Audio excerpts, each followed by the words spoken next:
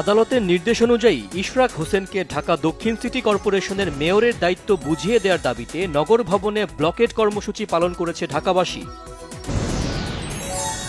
আইনি ও মেয়াদ সংক্রান্ত জটিলতা থাকায় ইশরাক হোসেনকে মেয়রের দায়িত্বের সিদ্ধান্ত নিতে দেরি হচ্ছে জানালেন এলজিআরডি উপদেষ্টা আসিফ মাহমুদ সজীব Bhuiyan.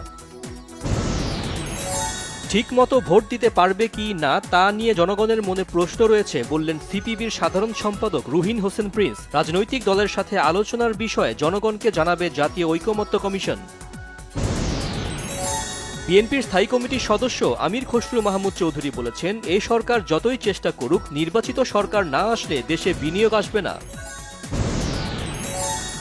Centre for policy dialogue সিপিডির সম্মাননীয় ফেলো ডক্টর দেবপ্রিয় ভট্টাচার্য বলেছেন, ব্যবসায়ীরা এখন চুপচাপ আর আমলারা আছেন বহাল তবিয়তে। বিএনপির স্থায়ী কমিটির সদস্য নজরুল ইসলাম খান বলেছেন, বিএনপি সংস্কার চায়, তবে বিলম্বিত নির্বাচন চায় না। দ্রুত নির্বাচন না হলে নানা ধরনের সংকট তৈরি হবে। বিএনপির ভারপ্রাপ্ত চেয়ারম্যান তারেক রহমান বলেছেন, বিএনপি ক্ষমতায় এলে দেশের শিশুদের খেলাধুলায় টানতে ঢাকায় মাঠ বাড়ানো হবে।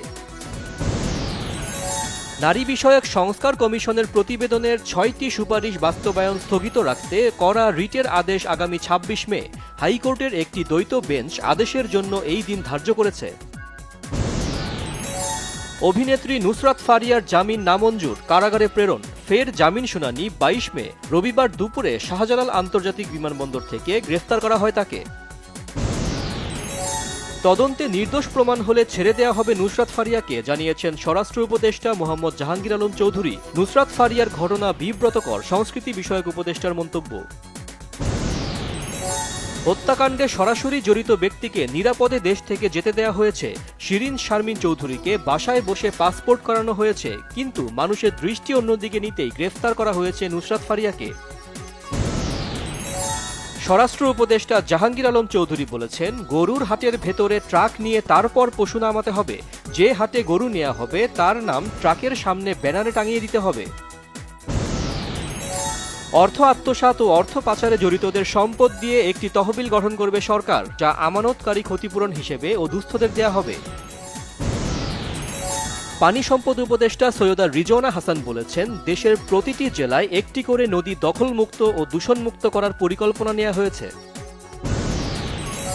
বাংলা ভিশনের national desk in charge Shafin Khan ইন্তেকাল করেছেন। বাংলা ভিশন কার্যালয়ের সামনে জানাজা অনুষ্ঠিত, দাফন করা হবে খুলনায়। অন্তত ১০ লাখ ফিলিস্তিনিকে গাজা থেকে উত্তর আফ্রিকায় সরাতে চান যুক্তরাষ্ট্রের প্রেসিডেন্ট ডোনাল্ড ট্রাম্প, মার্কিন গণমাধ্যম এনবিসি নিউজের প্রতিবেদন। গাজায় অন্যতম বৃহৎ স্থল অভিযান শুরু করেছে ইসরায়েলি বাহিনী, হত্যা করেছে অন্তত ১৫১ ফিলিস্তিনিকে। হামলা হয়েছে শরণার্থী শিবির সহ বিভিন্ন শহরে। শারজায় বাংলাদেশ আরব আমিরাত দ্বিতীয় টি-20 আজ। পাকিস্তান সফরের আগে দলের আত্মবিশ্বাস বাড়াতে সিরিজটিতে জিততে চায় টাইগাররা। যুব ও ক্রীড়া উপদেষ্টা আসিফ মাহমুদ বলেছেন, যারা এতদিন দুর্নীতি অনিয়ম করছে তারাই বিসিবির গঠনতন্ত্র সংশোধনে বাধা দিচ্ছে। সপ্তমবারের মতো বিশ্বের সর্বোচ্চ পর্বতশৃঙ্গ মাউন্ট এভারেস্টে উড়ল বাংলাদেশের পতাকা। আজ সোমবার চূড়া জয় করেন পর্বতারোহী ইকরামুল হাসান শাকিল।